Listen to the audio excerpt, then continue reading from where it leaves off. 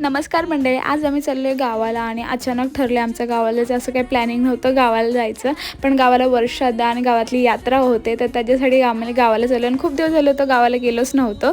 तर नवीनच घर होतं तर आत्ताच थोडं सेटअप झालं होतं आणि मग काही नाही, घरातले सगळे कामावरून घेतले आणि जाताना जे म्हणजे खायला काय जे बनवून न्यायचं होतं ते बनवलं आणि खूप वेळ होता मला, रात्रीची जी ट्रेन होते तर बॅग भरली आणि घरातलं लॉक चेक केलं जाताना. आणि मी गावाला गेलो काही एवढे व्हिडिओ पण नव्हते बनवले, पण जे बनवले ते तुम्हाला शेअर करते. आणि आम्हाला जायचं होतं रिक्षाने, पण या रिक्षाच नाही, 1.5 तास झाला आम्ही बाहेर उभा राहिलो होतो, रिक्षाच नाही भेटली. मग आपलीच गाडी घेतली आणि मग पार्किंगला बाहेर स्टेशनला लावली, क्योंकि लेट नाही व्हायला पाहिजे, ट्रेन नाही तर निघून जाईन असं आम्हाला भीती वाटत होते. मग परत बरं झालं आम्ही टायमाला पोचलो ट्रेनपाशी.